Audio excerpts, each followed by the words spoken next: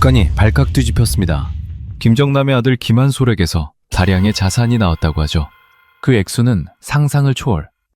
김정은조차 입을 다물지 못할 정도였다고 합니다.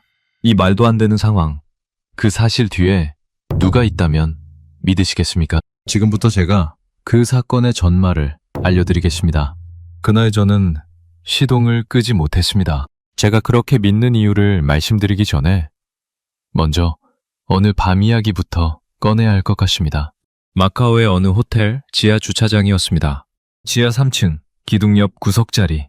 저는 그 자리에 검은 승용차를 대놓고 시동을 끄지 못한 채 앉아 있었습니다. 시각은 새벽 2시를 넘기고 있었죠.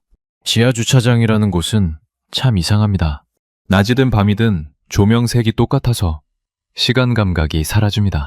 그래서 저는 손목시계를 자꾸 들여다봤습니다. 2분마다 한 번씩요. 그날 밤 제가 시계를 몇 번이나 봤는지는 세지 못했습니다. 제가 시동을 끄지 못한 데는 이유가 있었습니다. 그 차는 맹방을 끄면 실내 온도가 10분 만에 사람 체온을 넘어섭니다. 마카오의 여름 습기는 서울이나 평양의 것과 종류가 다르거든요. 벽에서 물이 배어 나오는 것 같은 습기입니다. 뒷좌석에 사람이 타는 순간 그 사람이 불쾌해서는 안 됩니다. 그게 제 일이었습니다. 그래서 저는 손님이 언제 내려올지 모르는 밤이면 늘 시동을 켠 채 기다렸습니다. 기름은 제 사비로 채운 적도 많았죠. 그런 건 아깝지 않았습니다.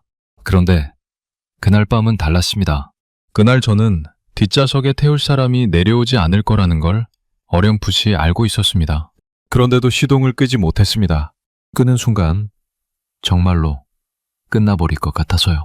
엘리베이터가 지하 3층에 멈춘 건 새벽 3시 40분쯤이었습니다. 문이 열리고 젊은 사내 하나가 걸어 나왔습니다. 배낭 하나만 메고 있었습니다. 옷은 아주 평범했습니다. 회색 티셔츠에 청바지, 발에는 운동화. 그 집안 사람이라고는 아무도 생각하지 못할 차림이었죠. 저는 차에서 내려 뒷문을 열었습니다. 습관이었습니다. 그런데 그가 뒷문 앞에서 잠깐 멈추더니 문을 도로 닫고 조수석 문을 열더군요. 그러고는 제 옆자리에 앉았습니다. 10년 가까이 그 집안 사람들을 태우면서 누군가 제 옆자리에 앉은 건 그날이 처음이었습니다. 저는 무슨 말을 해야 할지 몰라서 그냥 앞만 봤습니다. 그가 먼저 입을 열었습니다. 아저씨, 오늘은 어디로 가는지 묻지 마세요. 그렇게 말하더군요. 저는 알겠다고 대답했습니다. 그리고 정말 묻지 않았습니다. 주차장을 빠져나와 15분쯤 달렸을 때 그가 창밖을 보면서 혼잣말처럼 말했습니다. 아버지는 이 도시를 좋아하셨어요. 사람들이 자기가 누군지 몰라주니까요. 저는 그 말에 대답하지 못했습니다. 백미러로 그의 옆 얼굴을 봤습니다. 추물이 간 넘은 얼굴이었는데 그 나이의 얼굴이 아니었습니다. 여러분이 뉴스에서 보셨을 그 이름, 김한솔이라는 이름의 청년입니다. 저는 그를 그렇게 부른 적이 한 번도 없습니다. 저에게 그는 그냥 도련님이었고 나중에는 그냥 젊은 손님이었죠. 그 집안에서는 이름을 소리내어 부르는 것 자체가 위험한 일이었으니까요.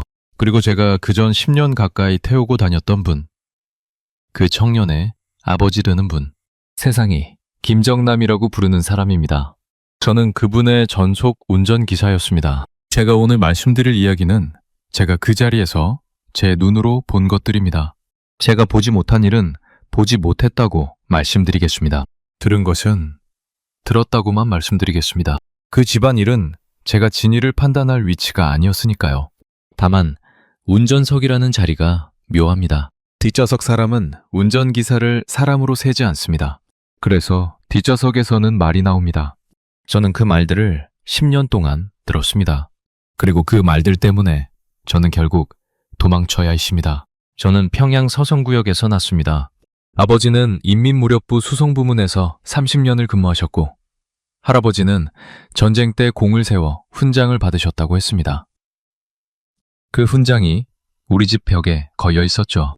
북에서는 그 훈장 하나가 밥이고 학교고 직장입니다. 저희 집안은 이른바 핵심 계층이었습니다. 핵심 계층이라는 말을 남쪽 분들은 잘 모르십니다. 북에서 사람은 태어나는 순간 세 덩어리로 나뉩니다. 핵심 계층, 동료 계층, 적대 계층. 이건 성적으로 바뀌지 않습니다. 노력으로도 바뀌지 않습니다. 할아버지가 어느 편에 서느냐로 손자의 평생이 정해집니다. 남쪽에서는 이런 걸 연좌제라고 부른다고 들었습니다. 북에서는 그게 제도가 아니라 공기입니다. 공기는 아무도 제도라고 부르지 않죠. 제가 운전을 배운 건 17살 때였습니다. 아버지 부대차고에서 낡은 화물차 핸들을 잡아봤는데 손에 붙더군요. 그걸 본 아버지가 어딘가에 말을 넣었습니다. 그리고 저는 평양의 운수 관련 학교로 들어갔습니다. 그 학교에서 배우는 건 기술만이 아니었습니다. 뒷좌석에 어떤 사람이 앉느냐에 따라 어떤 속도로 몇 미터 앞에서 감속해야 하는지, 급정거 없이 신호를 어떻게 읽는지, 뒷좌석 사람이 잠들었을 때 방지턱을 어떤 각도로 넘는지를 배웁니다. 저희 교관은 이런 말을 했습니다. 뒷좌석에서 물잔이 흔들리면 너는 실패한 거다. 졸업하고 처음 배치받은 곳은 어느 부의 부부장급 차량이었습니다. 그 다음은 더 높은 자리였고요. 그러다가 29살 되던 해에 조직에서 저를 불렀습니다. 보호외부 사람 둘이 앉아 있었습니다. 그들은 제 얘기를 묻지 않고 제 집안 얘기를 물었습니다. 외가 쪽 육촌까지 물었습니다. 저는 그때 이게 보통 자리가 아니라는 걸 알았습니다. 한 달 뒤에 통보가 왔습니다. 해외 근무였습니다. 그리고 모시게 될 분의 이름은 말해주지 않았습니다. 다만 이렇게만 말하더군요. 그분 앞에서 눈을 마주치지 마라. 그분이 어디 갔는지 누가 물으면 모른다고 답해라. 내 가족은 평양에 그대로 있는다. 마지막 문장이 무슨 뜻인지 저는 알아들었습니다. 북에서 해외로 나가는 사람은 반드시 가족 중 누군가를 두고 나갑니다. 그게 인질이라는 말을 아무도 입 밖에 내지 않지만 나가는 사람도 남는 사람도 다 압니다. 저는 아내와 딸을 평양에 두고 비행기를 탔습니다.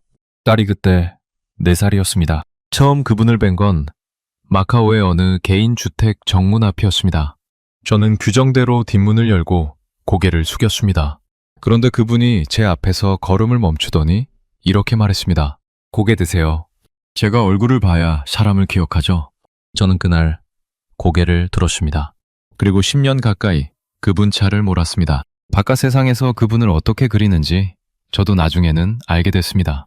놀기 좋아하는 사람, 카지노에 드나드는 사람, 밀련한 장남, 그런 말들이 돌았죠. 제가 본 그분은 조금 달랐습니다. 물론 제가 본 게 전부라고 말씀드릴 생각은 없습니다. 저는 운전기사였고 차 안과 차에서 문까지의 10걸음이 제 세계의 전부였으니까요. 그 10걸음 안에서 본 것만 말씀드리겠습니다. 그분은 책을 아주 많이 읽으셨습니다. 뒷좌석에 늘 책이 굴러다녔습니다. 두꺼운 것도 있었고 얇은 것도 있었는데 여러 나라 글자로 된 책들이었습니다. 신호에 걸려 서 있으면 뒷좌석에서 종이 넘기는 소리만 나십니다. 그리고 그분은 라디오를 켜지 못하게 했습니다. 처음에 저는 소음을 싫어하시는 줄 알았습니다. 나중에 알았는데 라디오에서 어느 나라 소식이 나올지 몰라서였습니다. 어떤 소식은 그분 얼굴을 굳게 만들었거든요. 그리고 그분은 사람 이름을 잘 기억했습니다. 호텔 주차 요원 이름, 식당 종업원 이름, 제 딸 이름까지요. 언젠가 제 딸이 평양에서 몇 학년이 됐는지 물어보시고는 잠깐 창밖을 보시다가 이렇게 말씀하셨습니다. 아이는 아버지를 골라서 태어나지 못하죠. 그때는 그 말이 무슨 뜻인지 몰랐습니다. 지금은 압니다. 제 생활은 북에 있는 어느 간부보다 나았습니다. 숙소가 따로 있었고 매달 정해진 돈이 나왔고 아프면 병원에 갔습니다. 남쪽 분들 기준으로는 그냥 평범한 회사원 생활일지 모르겠습니다만 제 고향 마을에서는 상상도 못할 삶이었죠. 저는 그 시절 평양의 장마당에 무엇이 들어오고 무엇이 사라지는지를 전화로만 들었습니다. 아내가 이번 달에는 쌀값이 올랐다고 하면 저는 얼마쯤 보내면 되겠냐고 물었습니다. 저는 밖에 있었고 밖에 있는 사람은 늘 죄책감이 조금 있습니다. 그리고 저는 매달 보고서를 썼습니다. 이것도 말씀드려야 공평하겠습니다. 해외에 나간 북사람은 전부 누군가에게 보고합니다. 저도 예외가 아니었습니다. 한 달에 2번 정해진 사람에게 그분의 동선을 적어냈습니다. 몇 시에 나가고 몇 시에 들어왔는지, 누구를 만났는지, 어느 나라 사람이었는지. 저는 그걸 쓰면서 늘 조금씩 뺐습니다. 만난 사람이 셋이면 둘만 적었습니다. 왜 그랬는지는 저도 정확히 모릅니다. 아마 그분이 제 딸 이름을 기억해 줬기 때문일 겁니다. 그렇게 몇 해가 지나면서 저는 그 젊은 손님을 알게 됐습니다. 그분의 아드님, 세상이 김한솔이라고 부르는 청년이었죠. 그 10년이 어떤 시간이었는지 몇 장면만 더 말씀드리겠습니다. 바깥에서 도는 이야기와 제가 본 것이 좀 달라서요. 다시 말씀드리지만 제가 본 건 차 안과 차에서 문까지 10걸음이 전부입니다. 그 바깥에서 그분이 어떤 사람이었는지는 저는 모릅니다. 세상이 김정남이라고 부르는 그분에 대해 제일 많이 도는 이야기가 도박 이야기입니다. 저는 그분을 카지노가 있는 건물에 여러 번 모셨습니다. 그건 사실입니다. 그런데 그 건물에는 카지노만 있는 게 아니었습니다. 식당도 있고 찻집도 있고 사람 만나기 좋은 방들이 있었습니다.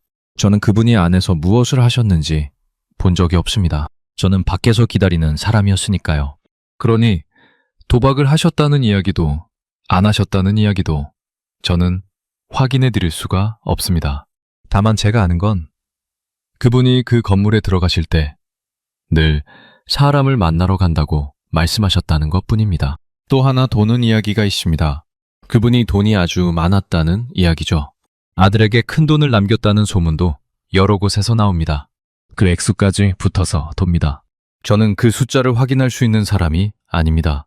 제가 본 건 이겁니다. 그분은 어느 해부터 차를 바꾸지 않으셨습니다. 저는 그게 이상해서 한번 여쭤봤습니다. 차를 좀 바꾸시는 게 어떻겠습니까? 그러니까 이렇게 대답하시더군요. 눈에 띄면 안 됩니다. 그 말투가 아까워서가 아니라 무서워서 하는 말투였습니다. 저는 그때 처음으로 이분이 부자인지 아닌지보다 이분이 쫓기고 있다는 걸 알았습니다.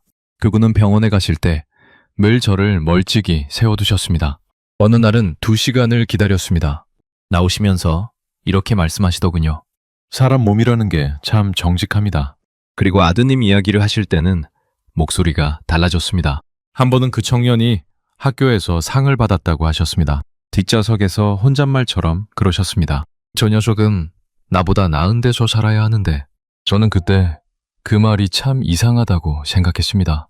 그 집안에서 태어난 사람이 어디를 더 나은 데라고 부르는 걸까요? 나중에는 알았습니다. 그분이 말한 나은 데는 나라가 아니라 그냥 조용한 데였습니다. 부자가 같이 차에 탄 적도 몇 번 있습니다. 두 분은 말이 별로 없었습니다. 아버지가 아들에게 뭘 시키지 않았고 아들이 아버지에게 뭘 조르지 않았습니다. 남쪽 부모 자식 사이로 여기 와서 보니까 참 시끄럽더군요. 서로 잔소리하고 싸우고 하시는 게 저는 그게 그렇게 부러울 수가 없었습니다. 그 차 안은 늘 조용했거든요. 조용한 게 사이가 좋아서가 아니라 서로를 위험하게 만들까봐 말을 아끼는 조용함이었습니다. 딱 한 번 두 분이 크게 말한 걸 들은 적이 있습니다. 그 청년이 어느 인터넷 공간에 뭔가를 올렸던 것 같습니다. 무슨 내용인지는 저도 모릅니다. 뒷좌석에서 그분이 낮지만 아주 단단한 목소리로 이렇게 말씀하셨습니다. 네 이름이 무엇인지 잊지 마라. 이 세상에서 너는 이름 때문에 죽을 수도 있는 사람이다. 그러니까 그 청년이 이렇게 대답했습니다. 그럼 이름 없이 사는 방법을 알려주세요. 그 뒤로 차 안이 아주 오래 조용했습니다. 저는 그 40분 동안 백미러를 한 번도 보지 않았습니다. 그때 저는 뒷좌석에 앉은 두 사람이 세상에서 제일 높은 집안 사람들인 줄 알았습니다. 지금 생각하면 그 두 사람은 세상에서 제일 갇힌 사람들이었습니다. 우리는 나라 안에 갇혀 있었고 그 두 사람은 나라 밖에 나와서도 갇혀 있었습니다. 성이 감옥이 되는 삶이 있다는 걸 저는 그 차 안에서 배웠습니다. 그 청년을 처음 태운 건 어느 학교 앞이었습니다. 방학이었던 것 같습니다. 저는 정문에서 기다리고 있었고 학생들이 우르르 쏟아져 나왔습니다. 그 중에 한 아이가 친구들과 웃으면서 걸어 나오더군요. 저는 그 아이가 누군지 몰랐습니다. 그런데 그 아이가 제 차를 향해 곧장 걸어왔습니다. 차에 타면서 그 아이가 저에게 손을 내밀었습니다. 악수를 청한 겁니다. 저는 당황해서 손을 못 잡았습니다. 북에서는 뒷좌석 사람이 운전기사에게 손을 내미는 일이 없습니다. 그런 건 없습니다. 그 아이는 제 손이 안 나오니까 그냥 웃고 자리에 앉더군요. 그리고 이렇게 말했습니다. 저 오늘 아버지한테 혼나요. 저는 왜냐고 물었습니다. 성적이 떨어졌다고 하더군요. 저는 웃음이 나왔습니다. 그 집안 아이가 성적 때문에 혼난다는 게 이상하게 들렸거든요. 그 뒤로 그 청년을 여러 번 태웠습니다. 학교 앞, 서점 앞, 친구들과 밥 먹는 식당 앞. 여느 그 나이 아이와 다르지 않았습니다. 다른 게 하나 있었다면 그 아이는 자기 성을 말하지 않는데 아주 익숙했습니다. 누가 이름을 물으면 이름만 말합니다. 어디서 왔냐고 물으면 여러 나라를 옮겨 다녔다고만 합니다. 16살짜리가 그런 걸 능숙하게 하는 걸 보면 마음이 좀 이상했습니다. 첫 균열은 그런 사소한 데서 왔습니다. 어느 날 그 청년을 태우고 가는데 뒷좌석에서 저에게 묻더군요. 아저씨는 북에 가족이 있죠? 있다고 대답했습니다. 그러니까 또 묻습니다. 아저씨가 여기서 잘못하면 그 가족은 어떻게 되나요? 저는 대답하지 못했습니다. 그러자 그 아이가 창밖을 보면서 말했습니다. 그건 이상한 거예요. 아저씨, 이상하다. 그 단어가 문제였습니다. 저는 그때까지 제 삶을 이상하다고 생각해 본 적이 한 번도 없었습니다. 아버지도 그렇게 살았고 할아버지도 그렇게 살았습니다. 위에서 시키면 하고 시키지 않으면 하지 않고 가족은 늘 어딘가에 담보로 잡혀 있는 것. 그게 삶이었습니다. 저는 29까지 그걸 삶이라고 불렀지 제도라고 불러본 적이 없습니다. 그런데 16살짜리가 그걸 이상하다고 하니까 제 안에서 뭔가 금이 갔습니다. 금은 한 번 가면 저 혼자 자랍니다. 그 다음 해에 저는 처음으로 남쪽 방송을 들었습니다. 마카오 숙소에서 인터넷이라는 걸 쓰다가 실수로 눌렀습니다. 화면에 남조선 사람들이 나와서 웃고 떠들고 있었습니다. 저는 그게 다 꿈인 거라고 배웠습니다. 남조선 인민은 미제 밑에서 굶주리고 헐벗고 있다고 배웠죠. 그런데 화면 속 사람들이 먹는 걸 남기고 있었습니다. 저는 그 장면에서 멈췄습니다. 꿈인 거라면 남기는 장면은 안 넣습니다. 꾸미는 사람은 남기는 걸 아까워하거든요. 그날 밤 저는 잠을 못 잤습니다. 그리고 다음 날 아무 일 없다는 얼굴로 운전대를 잡았습니다. 북에서 배운 기술 중에 제일 쓸모 있는 게 그겁니다. 얼굴 관리요.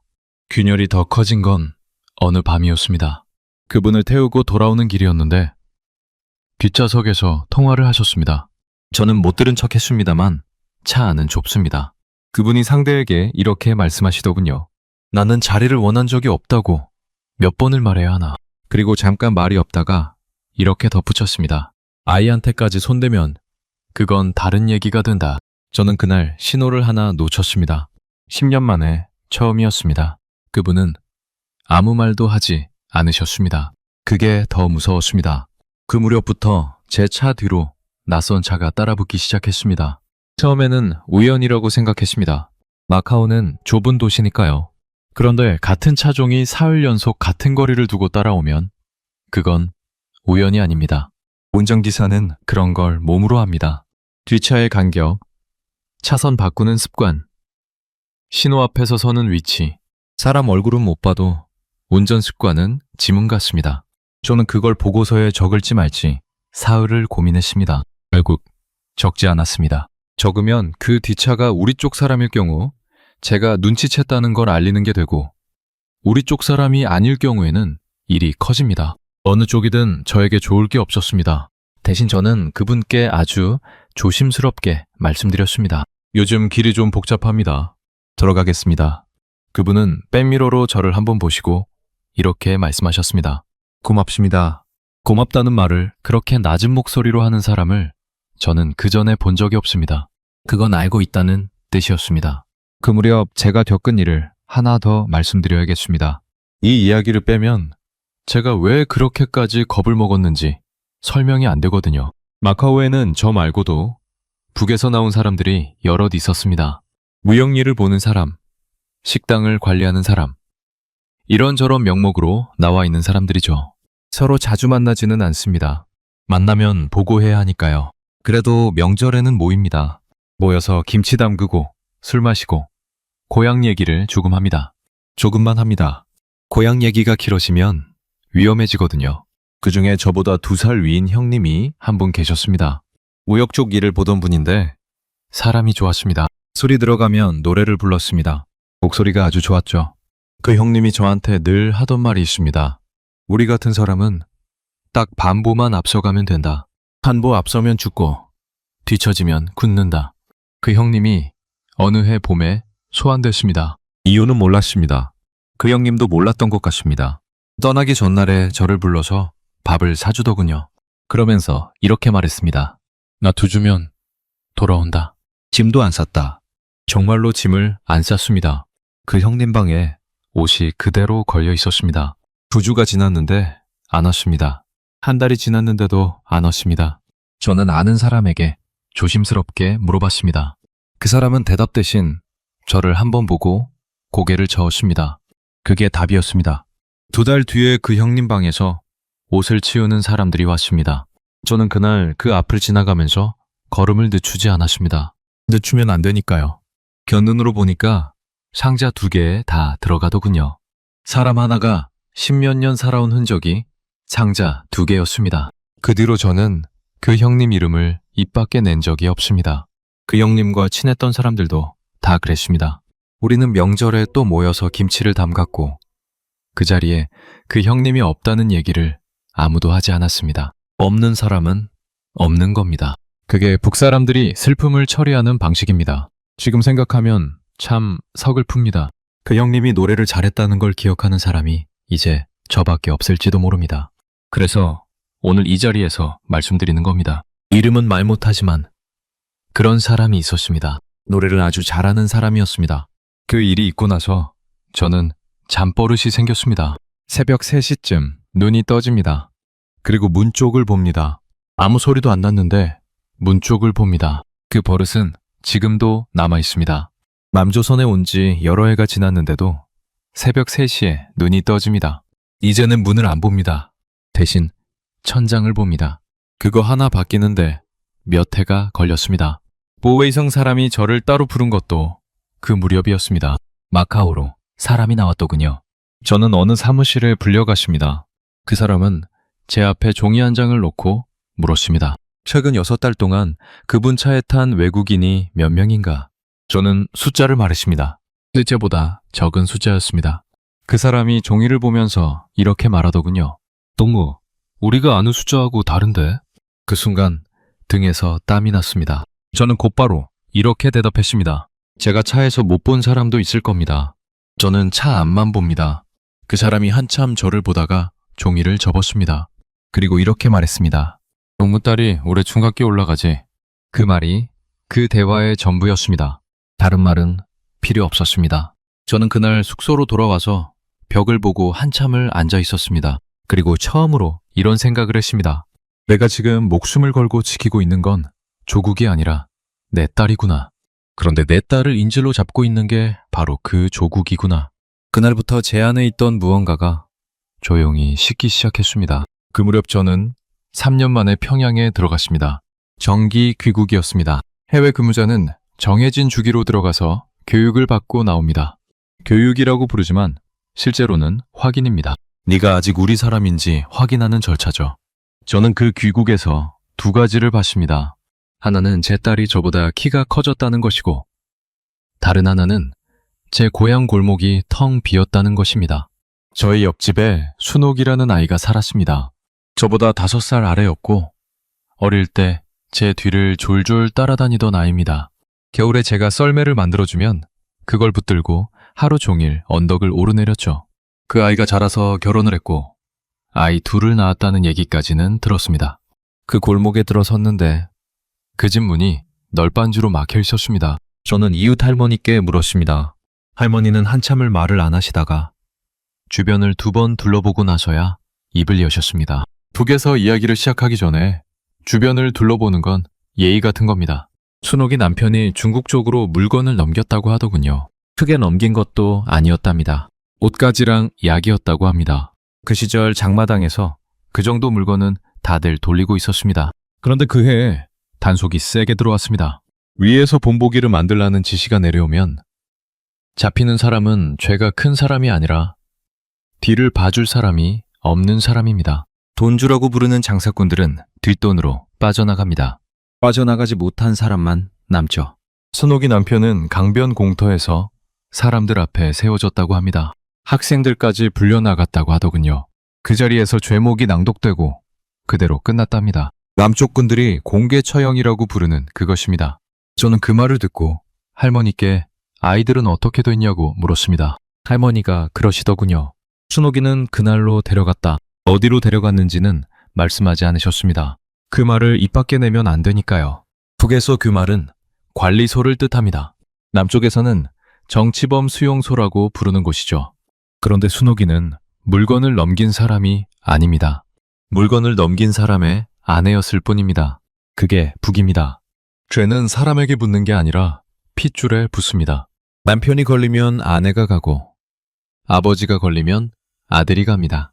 참배까지 간다는 말이 괜히 도는 게 아닙니다. 아이 둘은 친척 집으로 갔다가 얼마 못 가서 나왔다고 합니다. 그 친척도 사람들 눈이 무서웠던 거죠. 죄인의 아이를 데리고 있으면 그 집도 표시가 납니다. 인민반에서 5호 담당제라는 게 돌아갑니다.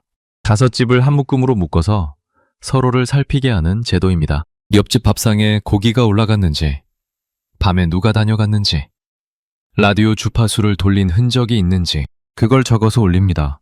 안 올리면 안 올린 사람이 의심을 받습니다. 그래서 다들 올립니다. 저희 어머니도 올리셨을 겁니다. 저는 그걸 어머니께 물어본 적이 없습니다. 물어보면 어머니가 대답을 해야 하니까요. 그 아이들이 나중에 역전 쪽에서 보였다고 합니다. 남쪽에서는 꽃제비라고 알고 계시더군요. 부모 잃고 거리에서 사는 아이들을 그렇게 부릅니다. 이름이 참 곱죠? 이름만 곱습니다. 저는 그 얘기를 듣고 역전으로 갔습니다. 무슨 생각으로 갔는지 모르겠습니다. 순옥이 얼굴을 아이들에게서 찾아보려고 했던 것 같습니다. 역 광장 구석에 아이들 몇이 앉아 있었습니다. 저는 그 중에 누가 순옥이 아이인지 알아보지 못했습니다. 아이들 얼굴이 다 비슷해져 있었거든요. 굶은 얼굴은 나이를 지웁니다. 10살이든 15살이든 똑같아집니다. 저는 주머니에 있던 돈을 다 꺼내서 빵 파는 아주머니께 드리고 저 아이들한테 나눠주라고 했습니다. 아주머니가 저를 이상하게 보시더군요. 그리고 이렇게 말했습니다. 동무, 오늘 먹여놓으면 내일은 더 힘듭니다. 저는 그 말을 지금도 잊지 못합니다. 그날 저녁에 저는 제 집에서 밥을 먹었습니다. 해외 근무자 집이니까 밥상이 괜찮았습니다. 딸이 옆에서 학교 얘기를 했습니다. 저는 웃으면서 들었습니다. 그런데 밥이 넘어가지 않았습니다. 저는 그 집안의 차를 몰면서 매달 정해진 돈을 받고 있었고 제 옆집 아이는 역전에 앉아 있었습니다. 그 두 가지가 같은 나라 안에서 벌어지고 있었습니다. 저는 그때 처음으로 제 자신에게 이런 질문을 했습니다. 나는 누구를 태우고 다니는 사람인가? 그리고 그 질문에 답을 하지 못한 채 다시 비행기를 탔습니다. 비행기 창밖으로 평양의 불빛이 몇 개 안 보였습니다. 저는 그 어두운 도시를 내려다보면서 언젠가 이 도시로 다시 못 돌아올지도 모르겠다는 생각을 처음 했습니다. 그 귀국에서 제가 본 게 순옥이 집만은 아니었습니다. 제 조카가 그때 군에 있었습니다. 형님네 큰아들인데 17에 입대해서 강원도 쪽 부대에 있었습니다. 북에서 군복무는 10년입니다. 남쪽 분들은 그 숫자를 들으면 놀라시더군요. 저희는 그게 당연한 줄 알고 삽니다. 그 조카가 마침 휴가를 나와 있었습니다. 저는 3년 만에 조카를 봤습니다. 문을 열고 들어오는데 저는 처음에 못 알아봤습니다. 키가 그대로였습니다. 17에 들어갔는데 20살에 키가 그대로면 그건 자란 게 아니라 멈춘 겁니다. 얼굴이 누랬고 잇몸에서 피가 났습니다. 형수님이 밥을 차려주셨는데 그 아이가 밥그릇을 두 손으로 감싸주고 먹더군요. 누가 뺏어갈까봐 그러는 겁니다. 부대에서 몸에 붙은 겁니다. 제가 부대밥은 어떠냐고 물었습니다. 그 아이가 웃으면서 이렇게 대답했습니다. 청촌, 우리 부대는 그래도 나은 편입니다. 나은 편이라는 말을 그 얼굴로 하는데 저는 젓가락을 놓았습니다. 나중에 형님이 저를 밖으로 불러내서 말씀하시더군요. 부대에서 옥수수를 하루 2줌 준다고, 나머지는 병사들이 알아서 구한다고. 알아서 구한다는 건 결국 근처 마을에서 가져온다는 뜻입니다. 군인이 민가 밭을 뒤지는 겁니다. 그러면 마을 사람들이 밭에 사람을 세워둡니다. 굶은 군인과 굶은 농민이 밤에 밭에서 마주칩니다. 그게 제 조국이 자랑하던 인민군이었습니다. 형님이 담배를 물면서 이러시더군요. 그래도 저놈은 살아 돌아왔지 않냐. 그 말이 무슨 뜻인지 저는 알아들었습니다. 형님네 마을에서 그 해에 군에서 돌아오지 못한 아이가 둘 있었습니다. 전투가 있었던 게 아닙니다. 그냥 병으로 갔습니다. 영양이 부족하면 감기가 폐렴이 들고 폐렴이 끝이 됩니다. 그리고 저는 그 귀국에서 장마당에도 한번 나가봤습니다. 남쪽 군들은 북에 시장이 없는 줄 아시는 분들도 계시더군요. 있습니다. 그것도 아주 큽니다. 내급이 무너진 뒤로 사람들은 국가가 아니라 장마당으로 먹고 삽니다. 쌀도 있고 기름도 있고 남조선 화장품도 있습니다. 없는 게 없습니다. 국가는 그걸 알면서 모르는 척합니다. 완전히 없애면 사람들이 굶어 죽으니까 못 없애고 놔두면 사람들이 국가 없이도 사는 법을 배우니까 무섭고 그래서 주기적으로 단속을 합니다. 제가 갔던 날에도 단속이 있었습니다. 호루라기 소리가 나니까 사람들이 흩어졌습니다. 그런데 흩어지는 방식이 훈련된 것 같았습니다. 다들 자기 물건 중에 제일 비싼 것 하나만 챙기고 나머지는 버립니다. 아주머니 한 분이 남조선 물건으로 보이는 상자를 치마 속에 넣고 뛰더군요. 한 할머니가 못 뛰었습니다. 다리가 안 좋으셨습니다. 단속하는 젊은 사람이 그 할머니 좌판을 발로 밀어 엎었습니다. 두부였습니다. 두부가 흙바닥에 쏟아졌습니다.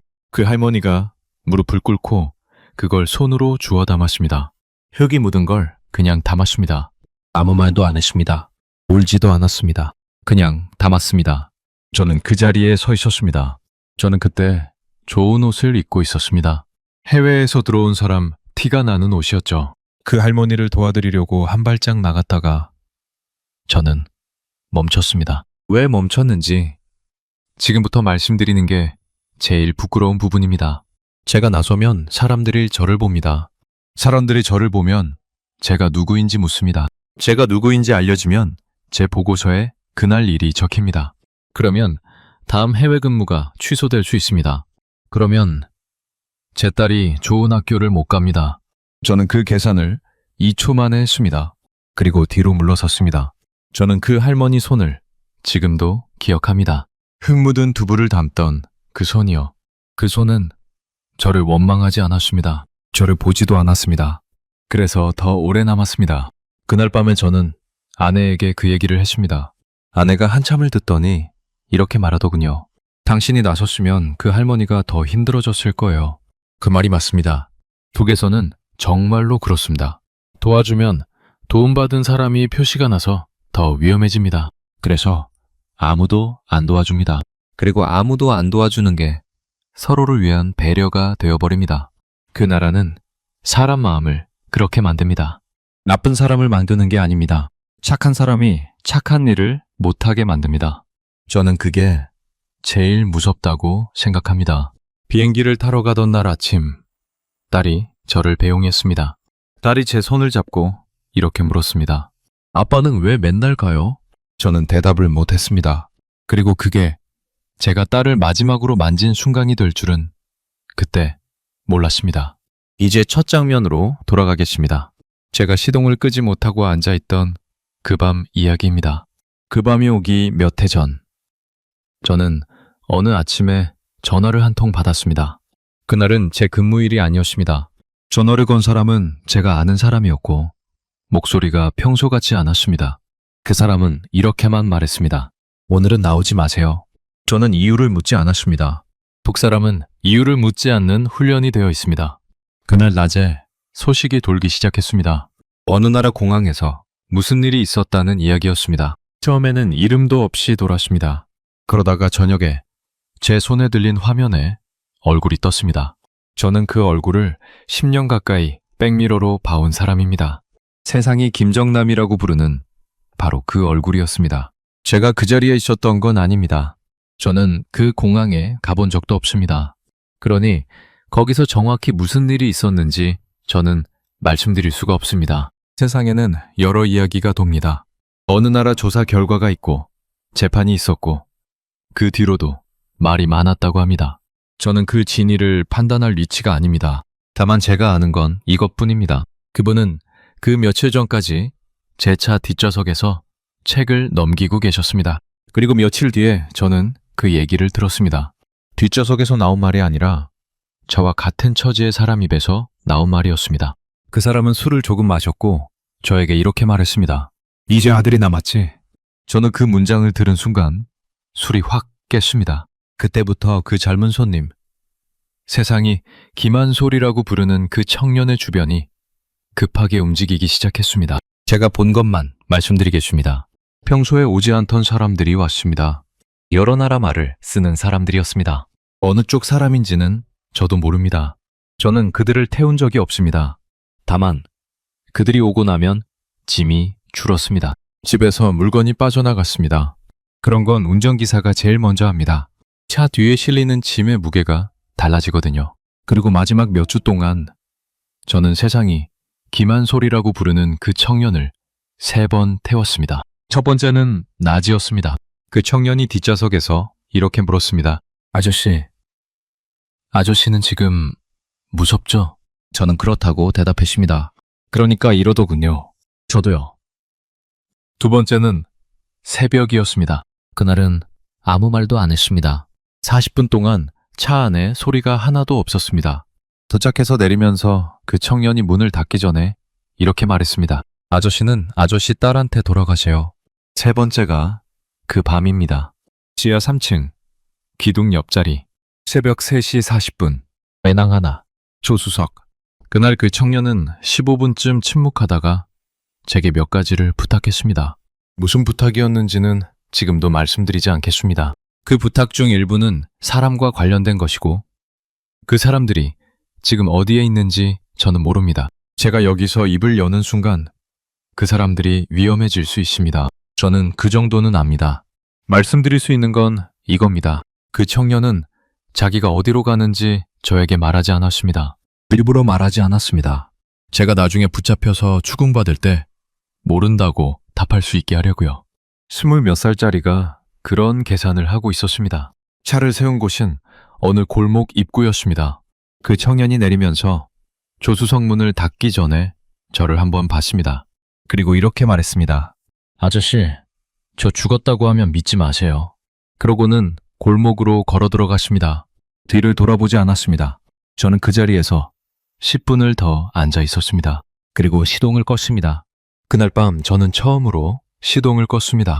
그 뒤로 저는 세상이 김한솔이라고 부르는 그 청년을 다시 보지 못했습니다. 세상에는 여러 이야기가 돕니다. 어디서 봤다는 사람도 있고 어느 나라 정부가 도왔다는 말도 있고 잘못됐다는 소문도 돌았습니다. 저는 그중 어느 것도 확인할 방법이 없습니다. 저는 운전기사였지 정보기관 사람이 아닙니다.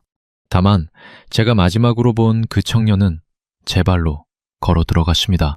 끌려간 게 아니었습니다. 그래서 저는 지금도 그 아이가 살아있다고 믿습니다. 이건 제가 아는 사실이 아니라 제가 붙들고 있는 믿음입니다. 그 차이를 여러분께 정직하게 말씀드립니다. 문제는 그 다음이었습니다. 2달쯤 지나서 저에게 통보가 왔습니다. 귀국 명령이었습니다. 정기 귀국이 아니었습니다. 시기도 맞지 않았고 항공권을 저희 쪽에서 끊어놓고 통보하는 방식도 평소와 달랐습니다. 그리고 통보를 전한 사람이 눈을 마주치지 않았습니다. 10년 동안 사람 눈을 잃고 살았습니다. 사람은 거짓말을 할 때 입이 아니라 눈이 먼저 도망갑니다. 저는 그날 밤 숙소에 앉아서 계산을 했습니다. 저는 그 집안의 차를 10년 몰았습니다. 뒷좌석에서 나온 말을 10년 들었습니다. 그리고 마지막 몇 달 동안 누가 오고 누가 갔는지를 다 봤습니다. 저 같은 사람을 평양으로 부르는 이유는 2가지뿐입니다. 물어보려고 부르거나 정리하려고 부르거나. 물어보려고 부르는 거라면 저는 아는 걸 다 말해야 합니다. 그러면 그 청년이 부탁한 사람들이 위험해집니다. 정리하려고 부르는 거라면 저는 돌아오지 못합니다. 어느 쪽이든 비행기를 타면 끝입니다. 그리고 저는 평양에 아내와 딸을 두고 있었습니다. 그게 제일 무서운 부분이었습니다. 제가 도망치면 그 2사람이 어떻게 되는지 저는 아주 잘 알고 있었습니다. 순옥이가 어디로 갔는지 알고 있었으니까요. 연좌제라는 건 남의 이야기가 아니라 제 이야기가 되는 겁니다. 저는 사흘을 알았습니다. 밥을 못 먹었습니다. 그러다가 아내에게 전화를 걸었습니다. 국제전화는 다 듣고 있으니까 아무 말도 못합니다. 저는 그냥 안부만 물었습니다. 딸이 전화를 바꿔받았습니다. 딸이 이렇게 말하더군요. 아빠, 언제 와요? 저는 곧 간다고 대답했습니다. 그게 제가 딸에게 한 마지막 거짓말입니다. 전화를 끊고 나서 저는 결정했습니다. 제가 살아남아야 언젠가 저 두 사람을 데려올 수 있다. 제가 여기서 비행기를 타면 저도 죽고 저 둘도 남습니다. 제가 도망치면 저 둘이 고생하지만 저는 살아서 손을 쓸 수 있습니다. 이게 옳은 계산이었는지 저는 지금도 모릅니다. 밤마다 다시 계산합니다. 그리고 매번 답이 달라집니다. 다만 그날 새벽에 저는 배낭 하나를 쌌습니다. 그 청년이 맸던 것과 비슷한 크기였습니다. 그 밤 이야기를 마치기 전에 그 사이에 있었던 일을 하나 더 말씀드려야 합니다. 순서를 조금 되돌리겠습니다. 세상이 김정남이라고 부르는 그분을 제가 마지막으로 태운 건 그 공항 소식이 있기 며칠 전이었습니다. 그날 그분은 평소보다 일찍 나오셨습니다. 그리고 목적지를 말씀하지 않으셨습니다. 그냥 이렇게 말씀하시더군요. 좀 돌아주십시오. 저는 그 도시를 1시간 반 동안 돌았습니다. 바닷가 쪽으로 나갔다가 다시 심해로 들어왔습니다. 뒷좌석에서는 아무 소리도 안 났습니다. 책 넘기는 소리도 안 났습니다. 1시간쯤 지났을 때 그분이 입을 여셨습니다. 기사 양반, 고향이 서성구역이라고 했죠? 저는 그렇다고 대답했습니다. 그러니까 이렇게 말씀하시더군요. 나는 그 동네를 걸어본 적이 없습니다. 평양에 살았는데 평양을 걸어본 적이 없어요. 저는 뭐라고 대답해야 할지 몰라서 그냥 예 하고 말았습니다. 그분이 조금 뒤에 이렇게 덧붙이셨습니다. 나중에 기사 양반이 고향에 돌아가면 그 동네 얘기 좀 들려주세요. 어떤 냄새가 나는지 그런 거요. 저는 그러겠다고 했습니다. 그게 제가 그분과 나눈 마지막 대화입니다. 그리고 며칠 뒤에 세상이 김정남이라고 부르는 그분에 대한 그 소식이 왔습니다. 저는 그 대화를 몇 년 동안 곱씹었습니다. 그분이 그날 뭔가를 예감하셨던 건지 그냥 지친 날이었던 건지 저는 모릅니다. 사람 마음을 제가 어떻게 하겠습니까? 다만 저는 그날 이후로 어느 도시를 걸을 때마다 냄새를 맡는 버릇이 생겼습니다. 남조선에 와서도 그렇습니다.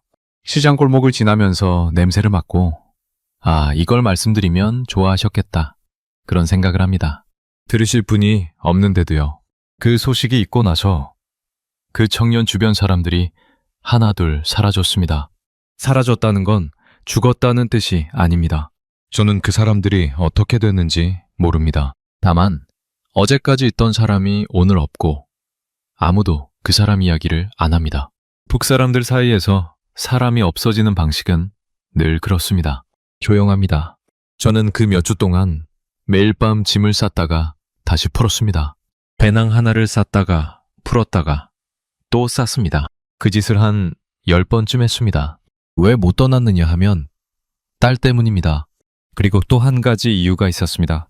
저는 그때까지도 마음 한구석에서 이렇게 생각하고 있었습니다. 나는 잘못한 게 없다. 나는 시키는 대로만 했다. 나는 그냥 운전기사다. 북사람은 다 그렇게 생각합니다. 그 생각이 우리를 살려주기도 하고 우리를 눈멀게도 합니다. 시키는 대로만 하면 안전하다는 믿음이요. 그런데 그 나라에서 그 믿음이 언제 깨지는지 아십니까? 시키던 사람이 사라질 때입니다. 시키던 사람이 사라지면 그 사람이 시킨 일을 한 사람도 같이 정리됩니다. 그게 그 나라의 셈법입니다. 그러니까 세상이 김한솔이라고 부르는 그 청년이 그날 밤 저에게 아저씨는 아저씨 딸한테 돌아가세요 라고 말한 건 미로가 아니라 경고였던 겁니다. 저는 그 말뜻을 2달이나 지나서 알아들었습니다. 귀국 명령서를 손에 들고서요. 사람이 참 미련합니다. 화이출은 영화처럼 되지 않았습니다. 제가 가진 건 3가지였습니다. 여권 하나, 현금 조금, 그리고 10년 동안 이 도시의 길을 외운 머리였습니다. 그 중에 제일 쓸모 있었던 건 3번째였습니다. 먼저 여권 이야기를 해야겠습니다. 해외에 나가 있는 북사람의 여권은 본인이 들고 있지 않는 경우가 많습니다. 조직이 보관합니다. 그게 목줄이니까요. 그런데 저는 운전기사였습니다. 손님을 태우고 국경을 넘나드는 자리라 여권을 제 손에 두는 시기가 있었습니다. 그 시기가 마침 그때였습니다. 저는 그걸 운이라고 생각하지 않습니다. 만약 그때 여권이 제 손에 없었다면 저는 지금 여기 없었을 겁니다. 그냥 그렇게 됐을 겁니다. 두 번째로, 현금. 저는 그동안 조금씩 모아둔 게 있었습니다. 정확히는 그분이 명절마다 따로 주셨던 돈입니다. 그분은 그걸 봉투에 담아서 주시면서 이렇게 말씀하셨습니다. 이건 보고에 안 적어도 됩니다. 저는 그 돈을 쓰지 않고 숙소 옷장 뒤에 붙여두고 있었습니다. 왜 안 썼는지 저도 몰랐는데 그날 그 돈을 뜯어내면서 알았습니다. 저는 언젠가 도망칠 걸 알고 있었던 겁니다. 몸이 먼저 알고 있었죠. 문제는 비행기표였습니다. 저는 곧장 남조선으로 갈 수 없었습니다. 그건 불가능했습니다. 그 방향표를 끊는 순간 기록이 남고 기록이 남으면 공항에 도착하기 전에 잡힙니다. 그렇다고 아무 나라나 갈 수도 없었습니다. 북 여권으로 그냥 들어갈 수 있는 나라는 몇 안 됩니다. 제가 고른 방법은 환승이었습니다. 세계에는 큰 공항이 몇 개 있습니다. 그런 공항에는 환승구역이라는 게 있습니다. 입국 심사를 통과하지 않고 다음 비행기를 갈아타는 구간이죠. 법적으로는 아직 그 나라에 들어간 게 아닙니다. 그 구간에서 사람은 어느 나라에도 속하지 않은 상태가 됩니다. 저는 그 틈을 노렸습니다. 출발하던 날 아침, 저는 평소와 똑같이 옷을 입었습니다. 운전기사 옷이요. 이유가 있습니다. 사람은 옷을 보고 사람을 봅니다. 정장 입고 배낭 메고 뛰는 사람은 눈에 띕니다. 운전기사 차림으로 손님 짐 들고 걷는 사람은 아무도 안 봅니다. 저는 그 10년 동안 아무도 저를 안 본다는 걸 매일 확인하며 살았습니다. 그날은 그게 무기가 됐습니다. 숙소로 나올 때 저는 방을 그대로 뒀습니다. 이불도 안 깼습니다. 컵에 물도 반쯤 남겨뒀습니다. 도망가는 사람은 방을 치웁니다. 저는 치우지 않았습니다. 잠깐 나갔다 오는 사람처럼 보여야 했으니까요. 그 1시간이 저에게는 목숨이었습니다. 차는 회사 차고에 그대로 세워두고 열쇠를 제자리에 걸었습니다. 10년 동안 매일 걸던 자리입니다. 그 열쇠를 거는데 손이 떨려서 2번 놓쳤습니다. 공항까지는 택시를 3번 갈아탔습니다. 첫 택시는 시내 반대편으로, 두 번째는 시장 근처로, 세 번째로 공항입니다. 왜 그렇게까지 했냐면 저는 뒤를 밟는 방법을 아는 사람이었기 때문입니다. 미행은 목적지를 미리 알면 쉽고 모르면 아주 어렵습니다. 저는 제 목적지를 3번 지웠습니다. 공항에 들어서면서 저는 심장이 목까지 올라오는 걸 느꼈습니다. 그런데 이상하게 손은 안 떨렸습니다. 사람 몸이 그렇더군요. 정말 위험한 순간에는 오히려 조용해집니다. 체크인 창구에서 직원이 여권을 받아들고 화면을 한참 봤습니다. 10초쯤이었을 겁니다. 저는 그 10초 동안 3가지를 생각했습니다. 딸 얼굴, 순옥이 얼굴, 그리고 그 청년이 골목으로 걸어 들어가던 뒷모습. 직원이 표를 내밀면서 좋은 여행 배시라고 했습니다. 저는 고맙다고 했습니다. 그 말이 목에 걸려서 잘 안 나왔습니다. 출국 심사대를 넘을 때가 제일 길었습니다. 저리 앞으로 한 걸음씩 움직이는데 그 한 걸음마다 뒤에서 누가 제 이름을 부를 것 같았습니다. 실제로 그런 일은 없었습니다. 그런데 저는 그날 이후로 몇 년 동안 뒤에서 누가 제 성을 부르면 심장이 내려앉습니다. 지금도 그렇습니다. 비행기가 뜨는 순간 저는 창밖으로 그 도시를 봤습니다. 10년을 산 도시입니다. 그 도시의 어느 지하 3층에서 저는 시동을 끄지 못하고 앉아 있었습니다. 이제 그 자리로 다시 돌아갈 일은 없었습니다. 환승공항에 내린 건 그날 늦은 저녁이었습니다. 그 공항은 크고 밝았습니다. 사람들이 밀려다니고 있었죠. 저는 안내판을 보면서 걸었습니다. 그리고 어느 지점에서 멈춰야 했습니다. 여기서부터가 제 인생에서 제일 어려운 부분이었습니다. 환승구역에서 저는 어느 나라 사람도 아니었습니다. 다음 비행기를 타면 저는 그 나라로 들어가면 북 여권으로 입국하는 사람이 됩니다. 그러면 그 나라 기록에 제가 남고 제가 남으면 우리 쪽 대사관이 압니다. 대사관이 알면 끝입니다. 그래서 저는 다음 비행기를 타지 않았습니다. 저는 환승구역 의자에 앉아서 밤을 새웠습니다. 아침이 되면 사람이 많아집니다. 사람이 많으면 도움을 요청해도 소란이 소란에 묻힙니다. 저는 그 계산을 하면서 10시간을 앉아 있었습니다. 그동안 청소하는 분이 제 앞을 3번 지나갔습니다. 3번째. 지나갈 때 그분이 저를 한번 봤습니다. 저는 웃어 보였습니다. 그분도 웃었습니다. 저는 그 웃음에 이상하게 힘이 났습니다. 아침 8시가 조금 넘어서 저는 자리에서 일어났습니다. 그리고 제복을 입은 직원에게 걸어갔습니다. 저는 그 나라 말을 못했습니다. 영어도 몇 마디밖에 못했습니다. 그래서 저는 준비해온 종이 한 장을 꺼냈습니다. 거기에는 제가 아는 몇 개 단어로 이렇게 적혀 있었습니다. 저는 북에서 왔습니다. 남조선 대사관에 연락해 주십시오. 저는 돌아가면 죽습니다. 그 마지막 문장을 쓸 때 저는 손이 떨렸습니다. 그런데 그 문장을 안 쓰면 아무도 안 도와줄 것 같았습니다. 직원이 종이를 읽고 저를 봤습니다.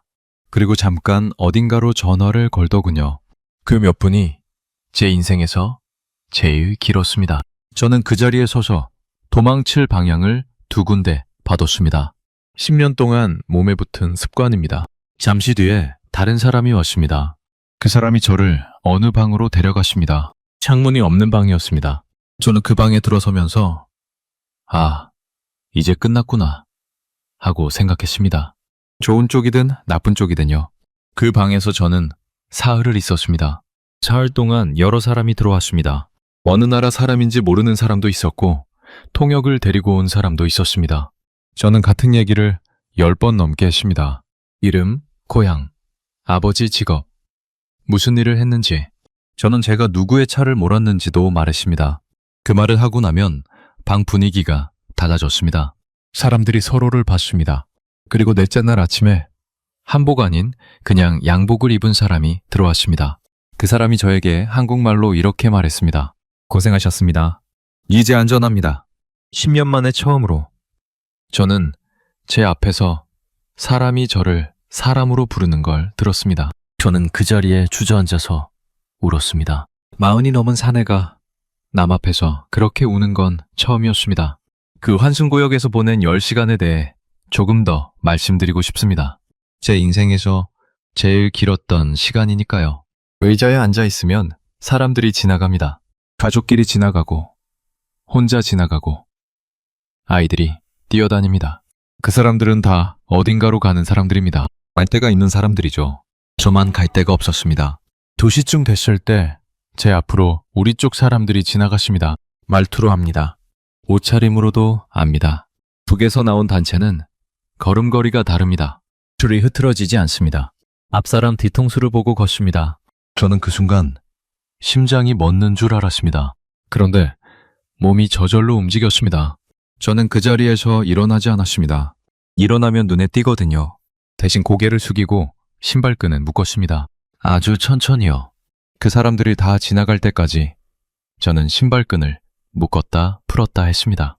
그 사람들이 저를 잡으러 온 사람들이었는지 그냥 다른 데로 가는 사람들이었는지 저는 지금도 모릅니다. 아마 그냥 지나가는 사람들이었을 겁니다. 그래도 저는 그 뒤로 1시간 동안 숨을 제대로 못 쉬었습니다. 새벽 4시쯤에는 다른 생각이 들었습니다. 돌아갈까? 정말로 그 생각을 했습니다. 지금 다음 비행기를 타고 돌아가면 아직 늦지 않았을지도 모른다. 명령서대로 평양에 들어가서 아는 걸 다 말하면 어쩌면 살려줄지도 모른다. 그러면 딸을 다시 볼 수 있다. 저는 그 생각에 30분쯤 붙들려 있었습니다. 그리고 일어나서 안내판 앞까지 걸어갔습니다. 정말로 걸어가십니다. 거기서 저를 멈추게 한 게 뭐였는지 아십니까? 유리창에 비친 제 얼굴이었습니다. 저는 그 얼굴을 보고 그 자리에 섰습니다. 그 얼굴은 제 아버지 얼굴이었습니다. 아버지가 평생 짓고 살던 얼굴. 시키면 하고 안 시키면 안 하고 아무것도 묻지 않는 그 얼굴이요. 저는 40 넘게 그 얼굴로 살았습니다. 그리고 그 유리창 너머로 활주로가 보였습니다. 비행기 한 대가 뜨고 있었습니다. 저는 그 자리에서 이렇게 중얼거렸습니다. 한 번만, 평생 한 번만 내가 정해보자. 그러고는 안내판을 등지고 돌아섰습니다. 그게 제 인생에서 제가 처음으로 스스로 한 선택이었습니다. 40이 넘어서 처음이었습니다. 남쪽 분들은 하루에도 수십 번씩 하시는 그 선택이라는 걸 저는 그 나이에 공항 의자 앞에서 처음 해봤습니다. 그러고 나니까 이상하게 배가 고팠습니다. 저는 주머니에 남은 돈으로 빵을 하나 샀습니다. 그리고 그 빵을 아주 천천히 먹었습니다. 그 빵 맛이 지금도 기억납니다. 아무 맛도 안 났습니다. 그런데 다 먹었습니다. 날이 밝고 사람이 많아지기 시작했습니다. 저는 종이를 꺼내서 다시 한번 읽었습니다. 저는 북에서 왔습니다. 남조선 대사관에 연락해 주십시오. 저는 돌아가면 죽습니다. 그리고 자리에서 일어났습니다. 인천공항에 내린 건 그로부터 얼마 뒤였습니다. 비행기가 착륙할 때 저는 창문에 얼굴을 붙이고 밖을 봤습니다. 밤이었습니다. 그런데 밖이 낮처럼 밝았습니다. 저는 그 불빛을 보면서 숫자를 셌습니다. 10, 20, 30. 그러다가 포기했습니다. 셀 수가 없었습니다. 저는 평양의 야경을 압니다. 평양은 이 나라에서 제일 밝은 도시인데 그 평양이 이 창밖 어느 변두리보다 어둡습니다. 저는 그걸 10년 동안 해외에 살면서 머리로는 알고 있었습니다. 그런데 이날 처음으로 가슴으로 알았습니다. 저기 저 불빛 하나하나가 다 사람 사는 집이구나. 저 집들은 전기가 언제 끊길지 걱정 안 하고 자겠구나. 비행기 문이 열리고 통로를 걸어 나가는데 다리가 이상하게 무거웠습니다. 입국장 자동문 앞에 섰을 때 저는 잠깐 멈췄습니다. 그 문이 저절로 열리는 걸 보면서 저는 그 자리에 못 박힌 것처럼 서 있었습니다. 저를 데리고 온 분이 뒤에서 조용히 말씀하셨습니다. 들어가셔도 됩니다. 저는 그 말을 듣고서야 발을 뗐습니다. 10년 동안 남이 열어주는 문으로만 다녔던 사람이 저 혼자 걸어 들어가는 문 앞에서 발이 안 떨어지더군요. 그 뒤로 여러 절차가 있었습니다. 남쪽에 온 북사람은 누구나 거치는 조사 과정입니다. 몇 달 걸렸습니다. 저는 제가 아는 걸 다 말했습니다. 다만 그 청년이 저에게 부탁한 것들만은 말하지 않았습니다. 조사하시던 분이 그걸 눈치채신 것 같았는데 더 캐묻지 않으셨습니다. 저는 그분께 지금도 감사합니다. 그리고 하나원에 들어갔습니다. 하나원은 북에서 온 사람들이 남조선 사는 법을 배우는 곳입니다. 저는 거기서 참 여러 사람을 만났습니다. 도만강을 건너온 아주머니들, 중국에서 10년을 숨어 산 분들, 저처럼 해외에서 넘어온 사람들, 사연이 다 달랐는데 밤에 우는 소리는 다 비슷했습니다. 거기서 배운 것 중에 제일 어려웠던 게 뭔지 아십니까? 선택입니다. 식당에 갔더니 메뉴가 여러 개 있었습니다. 저는 그 앞에서 10분을 서 있었습니다. 뭘 먹고 싶은지 몰라서가 아닙니다. 제가 뭘 먹고 싶은지 생각해 본 적이 평생 없어서였습니다. 북에서는 나오는 걸 먹습니다. 계급이 나오면 나오는 걸 먹고 안 나오면 구할 수 있는 걸 먹습니다. 먹고 싶은 걸 고른다는 개념 자체가 없습니다. 선생님 한 분이 그걸 보시고 옆에 오셔서 이렇게 말씀하셨습니다. 천천히 고르세요.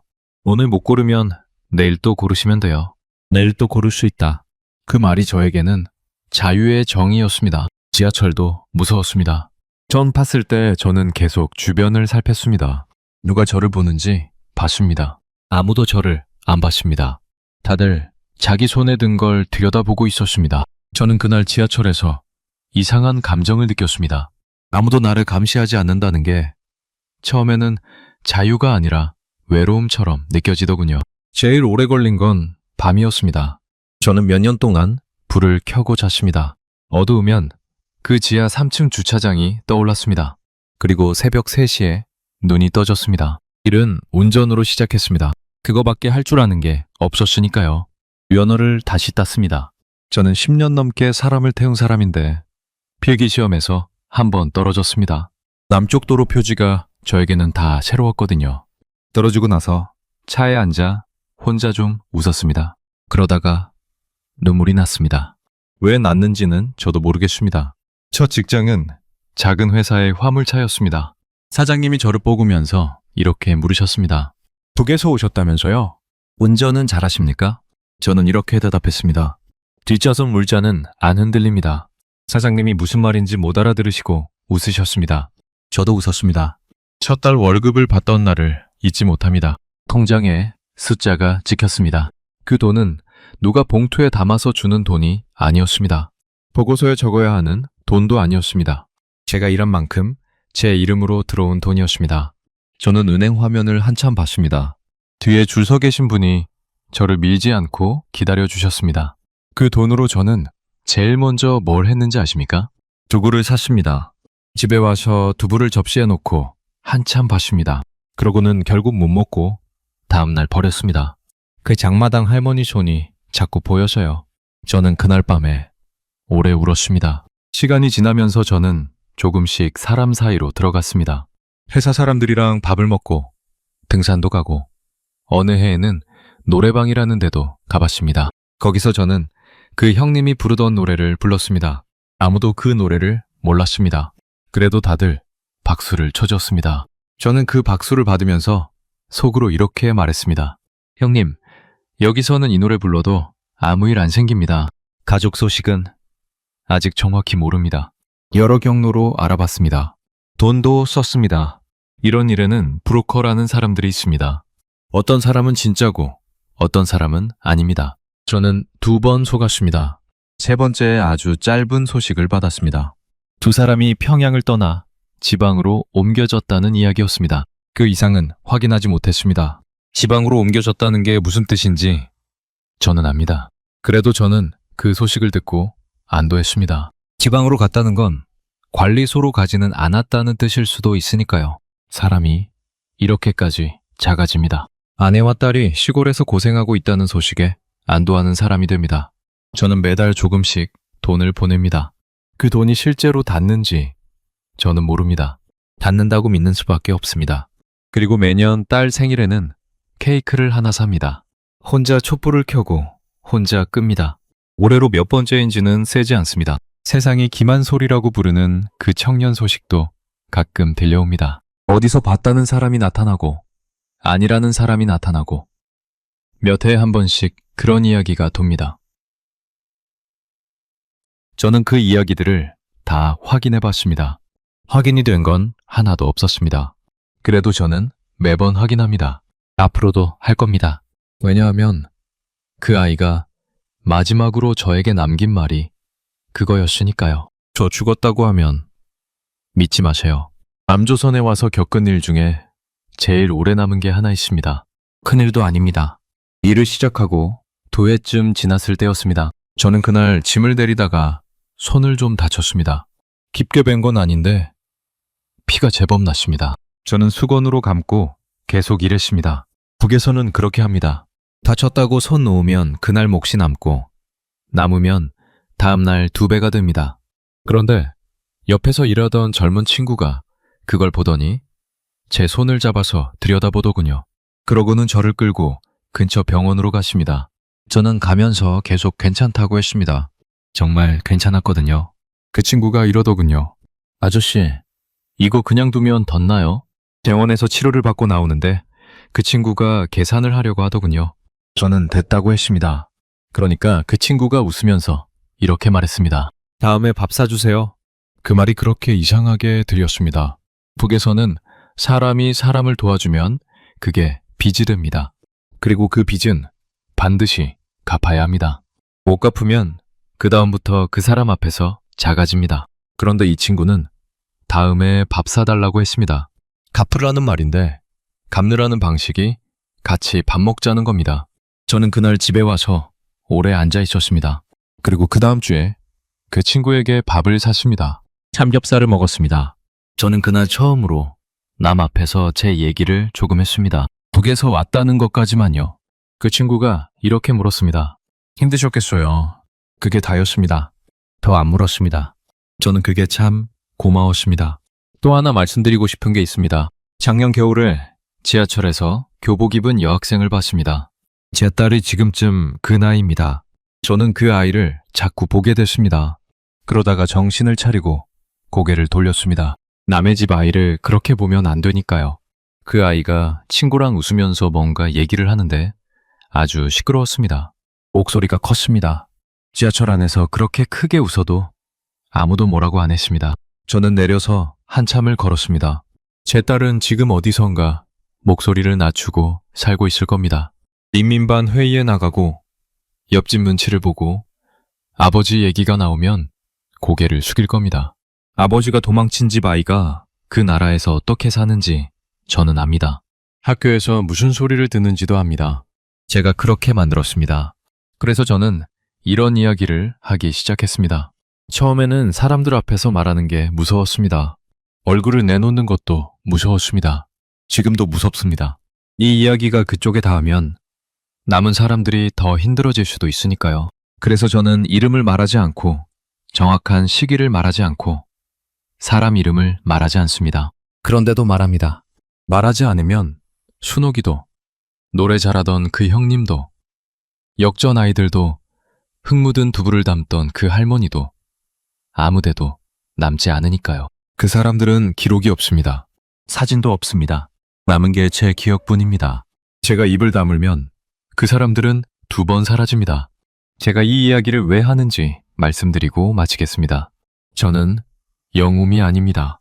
저는 10년 동안 세상이 김정남이라고 부르는 그분의 차를 몰면서 좋은 옷을 입고 좋은 밥을 먹었습니다. 제 옆집 아이가 역전에 앉아 있을 때 저는 봉투를 받았습니다. 장마당 할머니가 흙 묻은 두부를 담을 때 저는 뒤로 물러섰습니다. 저는 그 체제의 피해자이면서 동시에 그 체제로 밥을 먹은 사람입니다. 그 2가지가 한 사람 안에 다 들어 있습니다. 그래서 저는 북을 욕하는 걸로 이 이야기를 끝내고 싶지 않습니다. 욕은 쉽습니다. 욕하고 나면 마음이 편해지는데 편해지면 잊어버립니다. 제가 여러분께 부탁드리고 싶은 건 잊지 말아달라는 것뿐입니다. 지금 이 순간에도 그 땅에는 사람들이 살고 있습니다. 아침에 일어나서 물을 길고 아이 도시락을 싸고 인민반 회의에 나가고 옆집이 무슨 얘기를 하는지 적어서 올리고 밤에는 소리를 낮춰서 남쪽 방송을 듣습니다. 그 사람들은 나쁜 사람들이 아닙니다. 그냥 그렇게 살아야 살아남는 곳에서 태어난 사람들입니다. 제가 남조선에 와서 제일 놀랬던 건 큰 건물도 아니고 자동차도 아니었습니다. 사람들이 서로 다른 말을 한다는 거였습니다. 식당에 앉아 있는데 옆자리 2분이 정치 얘기로 언성을 높이시더군요. 저는 처음에 겁이 났습니다. 저러다 잡혀가는데. 그런데 2분이 싸우다가 같이 밥값을 내고 나가시더군요. 저는 그 장면을 한참 보다가 혼자 웃었습니다. 여러분에게는 그게 그냥 일상일 겁니다. 저에게는 그게 기적이었습니다. 서로 다른 말을 하고도 저녁에 같이 밥을 먹는 것. 그게 자유입니다. 자유는 큰 게 아닙니다. 매일 또 고를 수 있다는 것.